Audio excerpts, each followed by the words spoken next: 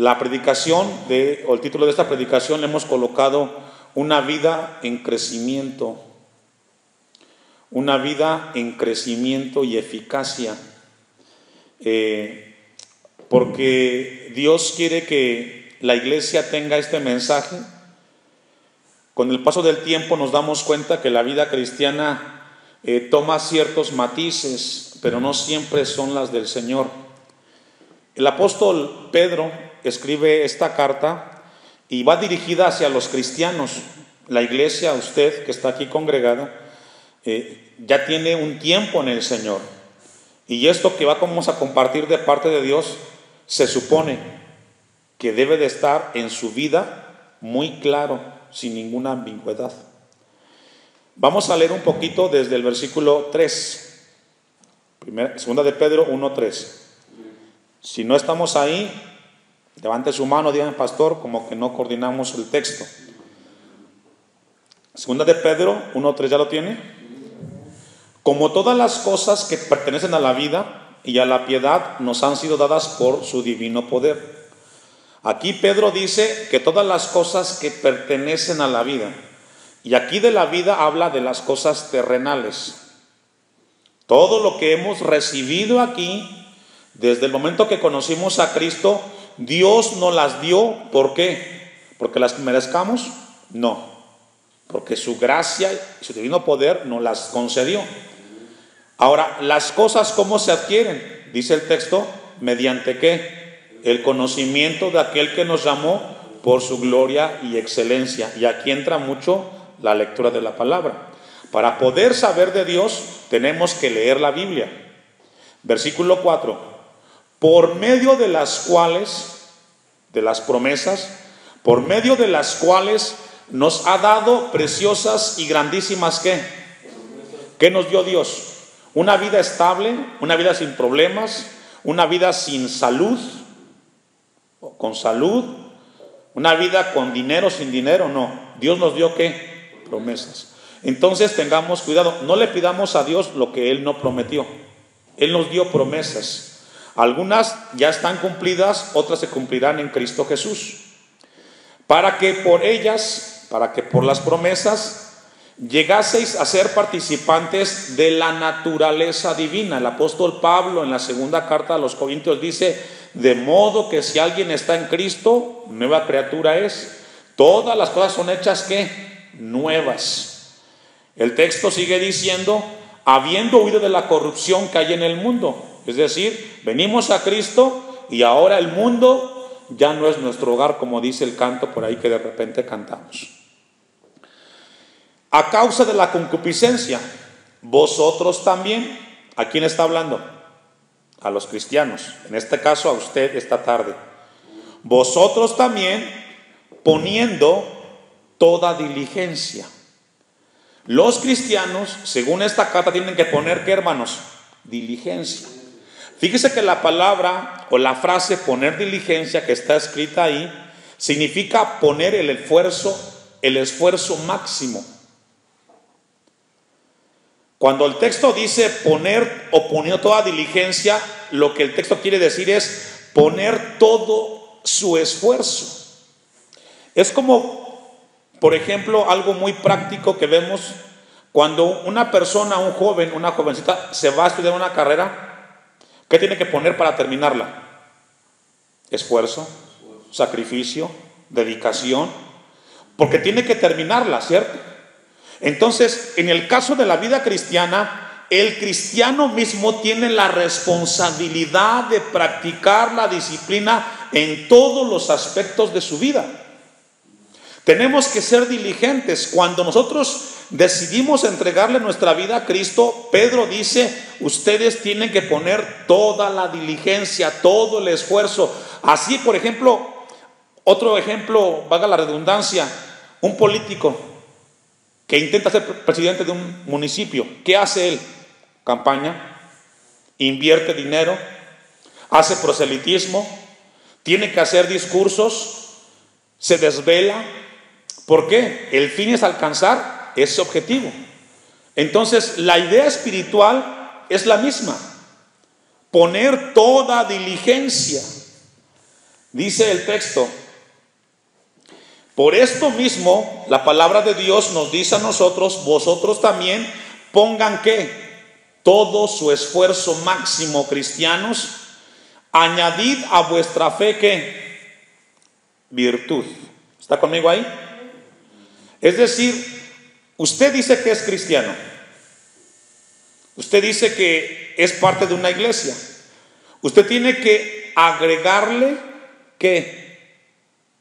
Según el texto que está ahí, añadirle a la fe ¿qué? Virtud. ¿Sabe que la palabra o el verbo añadir que está ahí se refiere a hacerlo con abundancia y con generosidad? La palabra que encontramos ahí, virtud, escuche, esto significa calidad moral. Calidad moral. Si usted es cristiano, según el pasaje, usted tiene que agregarle a su fe calidad moral. Es decir, usted tiene que ser una persona que sea intachable para que pueda llamar la atención. Un padre que le pide a su hijo ser honesto y él no es honesto, el hijo le va a reprochar: papá, tú me pides algo que no haces. Algo que hace falta hoy, hermanos, en la cristiandad es calidad moral. Ahora, pregunta: ¿quién va a hacer esto? ¿Dios o nosotros? Nosotros. La calidad moral tiene que ser una virtud en la vida cristiana, hermanos. Pero también Pedro dice que a la fe hay que agregarle ¿qué? Conocimiento. Después de la calidad moral hay que agregarle ¿qué? Conocimiento. Y aquí el conocimiento se refiere al entendimiento y la sabiduría que vienen como resultado de comprender y aplicar la palabra de Dios. Esta virtud incluye, hermanos, estudiar la Biblia, leer la palabra de Dios. ¿Sabe que mientras repasaba o preparábamos este mensaje, pensaba mucho en la iglesia local? Porque después de cierto tiempo, esto debe de ser algo que se vea en cada cristiano de la iglesia. Y luego dice el texto, sigue diciendo que también hay que agregarle dominio propio. ¿Se logra verlo ahí? Y la palabra significa contenerse, tener autocontrol de las emociones, sujetar las emociones. Cuando Pedro escribe esto, tenía en mente los atletas de su tiempo, que para poder participar en las Olimpiadas tenían que ser personas de mucha disciplina. Se abstenían de alimentos que no les perjudicaran, se levantaban a ciertas horas, dormían a ciertas horas, guardaban una estricta disciplina. Y para poder hacer eso, hermanos, necesitamos tener control de nosotros mismos. Agregarle a la fe cristiana dominio propio. Y después de el dominio propio, agregarle a la fe ¿qué? Paciencia. La paciencia regularmente, hermanos, se entiende como perseverancia, pero aquí va dirigida en dos sentidos. La paciencia regularmente la tenemos que desarrollar con el prójimo, ¿cierto? A veces nos desesperamos muy fácilmente porque no nos dan lo que quisiéramos recibir, y puede ser con la esposa, puede ser con los hijos, puede ser con el hermano, etcétera. Pero también habla de la paciencia en cuanto a las cosas de Dios. ¿Cuánta gente en las iglesias no se ha ido porque le faltó paciencia y decir: voy a esperar en la iglesia hasta que el Señor venga? Y se fueron al mundo porque faltó ¿qué? Paciencia. Se desesperaron, dijeron: es que solamente es perder el tiempo. No, Dios quiere que le agreguemos a nuestra fe paciencia con nuestro prójimo y paciencia al esperar su venida, o que nos llama a su presencia. Y luego también nos habla de agregarle a la fe, ¿qué más? Piedad. ¿Qué es piedad? Una respuesta fácil y sencilla es respeto a Dios. Respeto a Dios. Si tú eres cristiano, tienes que agregarle a ese título temor y respeto a Dios. ¿Cómo podemos ver esa virtud? Por ejemplo, Cuando es día de culto, ¿qué hay que hacer? Asistir. Y asistir puntualmente. ¿Por qué? Porque respetamos las cosas del Señor. Amén. Cuando vamos a dormir, antes de dormir, oramos, leemos la palabra, porque respetamos al Señor. Entonces, lo que Pedro nos está diciendo, hermanos, es a tener una vida en la cual seamos sólidos, vayamos creciendo, y que después de cierto tiempo, esto ya debe de ser algo en un cristiano maduro. Un segundo punto que encontramos ahí es afecto fraternal. Afecto fraternal. Fíjese que aquí encontramos una de las virtudes que nos pide la palabra que debe de tener los cristianos: afecto fraternal. Vamos a entender un poquito esta palabra. Vamos a ir a Mateo 25:30. El cristianismo que hoy vivimos está más que nada encajonado en un concepto, pero no hay práctica de ese cristianismo en la vida de los que se congregan en la iglesia. ¿Ya tiene Mateo 25:34? Entonces el rey dirá a los de su derecha: venid, benditos de mi Padre, heredad el reino preparado para vosotros desde la fundación del mundo.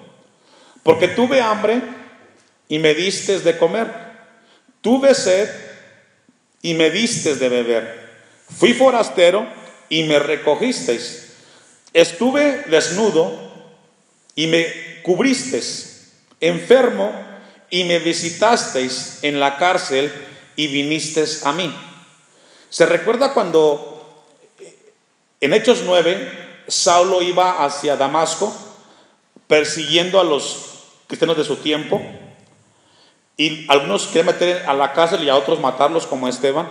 Y cuando iba hacia allá, según la palabra, dice que de repente un rayo del cielo lo tiró del caballo, ¿cierto? Y una voz que le dijo: Saulo, Saulo, ¿por qué? Porque me persigues. Jesús le dijo que lo que estaba haciendo él era en contra ¿de quién? Del mismo Cristo. Aparentemente él veía que era hacia la gente, pero Jesús le enseñó y le reveló a él que cuando hace algo bueno o malo, ¿a quién se lo hace? A Dios. Entonces Jesús en ese sentido está diciendo aquí: tuve hambre y me distes de comer. Cuando usted va al supermercado, hermano, a comprar su despensa, que regularmente lo hacemos una vez a la semana, otros diario, de repente Dios coloca en tu mente a alguien que sabes que tiene necesidad. Y puede ser cristiano o no puede ser cristiano. Hermano, cuando tú estés allí frente al anaquel y Dios pone en tu corazón esa necesidad, es para que tú vayas y digas: esta sopa de fideo se la voy a llevar a la hermana que pasa necesidad. Porque no se lo voy a hacer a ella, aquí se lo voy a hacer al Señor. Sigamos leyendo en ese sentido el texto 3. Entonces los justos, ¿quiénes? Los justos le responderán diciendo: Señor, cuando te vimos hambriento, ¿qué? Y te sustentamos, o sediento y te dimos de beber. ¿De qué habla Jesús ahí? ¿De él? No, está hablando del prójimo. El amor fraternal que dice Pedro en la segunda carta, capítulo 1, versículo que estamos leyendo, está hablando de que debe de haber eso en el cristiano. Tienes que agregarle a tu fe ese amor de compartir, de dar. Si te enteras que alguien está enfermo, ya Dios colocó en ti esa responsabilidad primero de orar, y si tienes la bendición, que seguramente la tienes, de visitarlo y llevarle y decirle: hermano, hermana, vecino, amigo, le traigo esto. Qué hermoso, ¿verdad? No es exclusivamente del pastor hacer esto, es de todos los cristianos. Cuando te vimos, dice el 3, hambriento y te sustentamos, o sediento y te dimos de beber. Y cuando te vimos forastero y te recogimos, o desnudo te cubrimos. 39. O cuando te vimos enfermo o en la cárcel y vinimos a ti? Respondiendo el rey, les dirá: de cierto os digo que en cuanto lo hiciste a uno de estos mis hermanos más pequeños, lea conmigo. ¿Sabe que esto es algo que debe de estar en usted, hermano? Esto tiene que estar en usted. Esto es vida cristiana. Y quiere Dios que crezcamos. Después, ¿cuántos años tenemos en el Evangelio? 5, 10, 15, 20. Esto ya debe de ser algo que hagamos de manera cotidiana. ¿Sabe que el domingo nos enteramos que falleció aquí una persona que estaba en la calle, por cierto? Yo no la conocí, pero me comentaba la hermana Sabina que ella la conoció. ¿Sabe qué hicimos? Fuimos ahí. ¿Por qué? Porque como cristianos no podemos hacernos los que no sabemos o lo que no nos interesa, porque finalmente es un prójimo. Si sea salvo o no sea salvo, esa es cuestión de Dios. ¿Sí logra entender? Hermanos, esto es palabra del Señor, que a veces no escuchamos, pero que Dios quiere que crezcamos. Y la gente es sorprendida porque obviamente no la conocimos, pero nos enteramos de la necesidad, que de alguna manera hay un lazo por ahí, creo que en la familia. Y digo, bueno, vamos. Si hay oportunidad, predicamos la palabra. Pero si no, con el simple hecho de, como dice la palabra, no me lo hiciste a ellos, dice Jesús, sino a mí me lo hiciste. Entonces, a partir de hoy, hermano, cada vez que vayas a la tienda y Dios ponga en tu corazón a alguien, en tu mente, no te regreses. Y yo le hablé de un ejemplo, de una sopa de fideo. Póngale un aguacate, un mango, un durazno. No seas indiferente, porque de esa manera, hermanos, glorificamos al Señor. Sigamos leyendo el 41. A los que leímos les llamó como justos, ¿verdad? 41. Entonces dirá también a los de la izquierda, fíjese. Según la palabra hay dos clasificaciones, justos y los de la izquierda. ¿Y cómo les dice? Apartaos de mí, malditos, al fuego eterno, preparado para el diablo y sus ángeles. Esto es juicio. Porque tuve hambre y no me disteis de comer. Tuve sed y no me disteis de beber. Fui forastero y no me recogisteis. Estuve desnudo y no me cubristeis. Enfermo en la cárcel y no me visitasteis. Entonces también ellos le responderán diciendo: sí, Señor, fui a la tienda. Me dijiste que le comprara algo al vecino y no lo hice.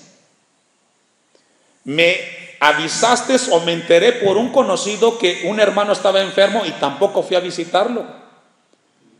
Vino alguien y me llamó por teléfono, ahora con el WhatsApp, me mandó un mensaje y me dijo que alguien tenía problemas. Yo me enteré y no hice nada. Es lo que dice el texto. Entonces también ellos responderán diciendo: Señor, cuando te vimos hambriento, sediento, forastero, desnudo, enfermo en la cárcel, ¿y qué? ¿Está conmigo en el 44? ¿Y no qué? Y no te servimos. Qué fuerte, ¿verdad? ¿Sabe que Dios es omnisciente, hermanos? Él sabe lo que hacemos cuando Él coloca en nuestra mente este tipo de situaciones. 45. Entonces le responderá a los de la izquierda: de cierto os digo que en cuanto no lo hiciste a uno de estos más pequeños, tampoco a mí lo hicisteis. No es para Panchito ni para Panchita el favor. ¿Para quién es? Para el Señor. Esto es vida cristiana, hermanos. Esto es vida cristiana. Regresemos al texto. Eso es lo que llama el pasaje de Pedro amor fraternal. Ese es amor fraternal. Hay que agregarle a nuestra fe que ese amor de prójimo, que se vea que realmente está trabajando Cristo en nuestros corazones. Y luego dice al final, y ese amor fraternal hay que agregarle ¿qué, hermanos? Amor. Y ahí la palabra amor habla de un amor desmedido, de un amor como el que encontramos en 1 Corintios 13, que todo lo sufre, que todo lo soporta, nos habla de eso, hermanos. Y es lo que el Señor quiere que nosotros veamos. Ahora sí, vayamos al texto que leímos al principio. Ponga mucha atención ahí. Porque si estas cosas están en vosotros, ¿cuáles cosas? El amor fraternal, el conocimiento, la piedad, el dominio propio, la calidad moral, el conocimiento, la actitud de hacer las cosas. Porque si estas cosas están en vosotros y abundan, es decir, son generosamente, son tan evidentes, se muestran constantemente, no os dejarán estar, ¿qué, hermanos? Ociosos ni sin fruto. ¿Sabe que la palabra ocioso ahí significa estéril? Estéril. Y sabe que un cristiano que no hace, vimos un ejemplo muy práctico del amor fraternal, ¿verdad? Si usted no hace eso, es un cristiano estéril. ¿Se recuerda cuando Jesús iba camino a Jerusalén antes de que fuera entregado? Él encontró una higuera en el camino, ¿verdad? Se acercó para ver si encontraba ¿qué? ¿Y lo encontró? No lo encontró, hermano. No lo encontró. ¿Sabe que Dios quiere que tengamos nosotros esa atención? Dios quiere que tengamos esa atención. Lucas 13:6. Vamos a ver uno de esos ejemplos. Lucas 13:6. ¿Sabe que con el paso del tiempo, como pastor, me encuentro cristianos que con 5, 10, 15, 20, 30 años de cristianos todavía tienen problemas con esas áreas de su vida? Miren lo que dice Lucas, ¿lo tiene? 13:6. Dijo también esta parábola: tenía un hombre una higuera plantada en su viña y vino a buscar fruto en ella. ¿Y qué pasó? Y no la halló. ¿Sabe que un cristiano tiene que ser alguien que constantemente está dando frutos? Acciones que glorifiquen a Dios. Y dijo al viñador: he aquí, hace 3 años que vengo a buscar fruto en esta higuera y no lo halló. Córtala. ¿Para qué inutiliza también para que inutiliza también la tierra? ¿Sabe que constantemente Dios viene a nosotros y quiere encontrar esos frutos que glorifiquen su nombre, hermanos? ¿Sabe que lo que tenemos el próximo domingo, si Dios quiere, en ese culto de bautizos y ver esa escena, nos habla de unos cristianos que van a comenzar a caminar una vida en Cristo, que tienen que llegar a lo que estamos hoy escuchando de parte de Dios? Pero usted y yo, que tenemos ya más años que ellos, Dios quiere que ya tengamos esto, hermanos. Dice el 8: él entonces respondiendo le dijo: Señor, déjala todavía este año. Significa paciencia y misericordia del Señor. Hasta que yo cabe alrededor de ella y la abone. Hoy Dios está abonando su vida con la palabra que está usted escuchando. Porque Dios está podando algunas áreas de su vida y diciéndole: ya tiene que haber esto en tu vida. Ya. Tantos años y no tienes eso reflejado en tu vida. Una vez más viene Dios a ponerle abono a tu vida espiritual, a tu alma, para que vea esos frutos. Y si diere fruto, dice el 9, bien. Y si no, la cortarás después. Hermanos, iglesia Hashem, una vez más Dios viene a revisar el corazón de la iglesia. Y Dios quiere que haya fruto. Pero si no lo hay, hay un juicio. Hay un juicio. Porque Dios espera encontrar fruto, porque a tu fe tienes que agregarle calidad moral, tienes que agregarle conocimiento, dominio propio, amor fraternal, piedad, amor, etcétera. Y eso le corresponde a usted y a mí. Amén.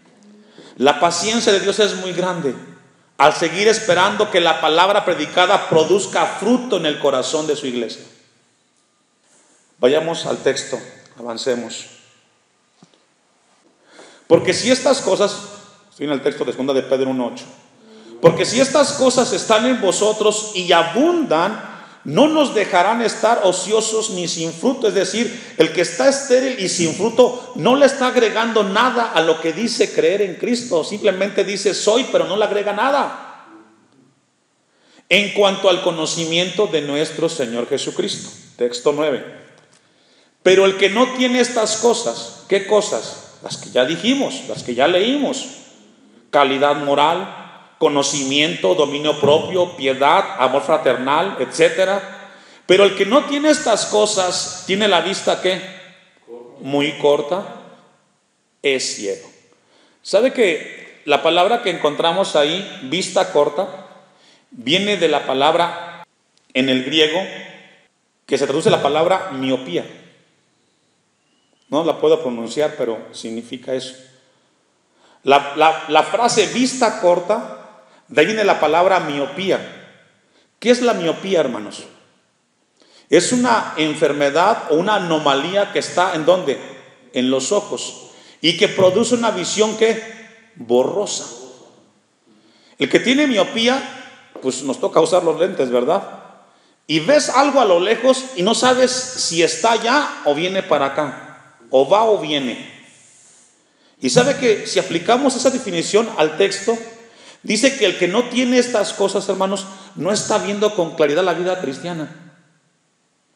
Y hay muchos cristianos que piensan que las cosas espirituales no son importantes y son más importantes las terrenales. No ven claro, porque están viendo solamente con una vista nublada. No ven con objetividad las cosas. Y no las ven, hermanos. ¿Por qué? Porque no les dan a su vida agregándole lo que la palabra de Dios hoy nos está diciendo. Tiene una vista muy corta. Y aquí dice el texto, habiendo olvidado, ¿qué sucede? Cuando alguien no tiene eso en su vida, olvida. ¿Qué olvidó? El mensaje del evangelio de una vida nueva. Aquí dice Pedro, la purificación de sus antiguos pecados. Si Cristo perdonó nuestros pecados, si Cristo nos limpió, hermanos, ¿para qué es? Para vivir igual que antes. ¿Sabe que es lamentable que cristianos con 5, 10, 15 años estén viviendo peor que antes que vinieran a Cristo? No es posible, hermanos. Esta palabra Dios la deja a nosotros esta tarde. Muy importante, hermanos. ¿Sabe por qué? Porque Dios vino a abonar otra vez. Y cada vez que usted escuche la palabra, Dios está abonando su vida para que usted venga en obediencia. Pero recuerde que se acaba la paciencia del Señor. ¿Sabe que cuando yo leía esto, hermanos, leía un poco del tema de la apostasía? Una persona que no agrega a su vida a lo que hemos leído es un candidato, escuche esto, para apostatar y ser rebelde para el Señor. Una persona que no le agrega a su fe, a lo que él cree, lo que hemos leído, puede renegar muy fácil de las cosas de Dios, porque no le encuentra sentido a las cosas del Señor. Que Dios nos ayude para ver lo espiritual como lo más importante. Amén. Lo más importante.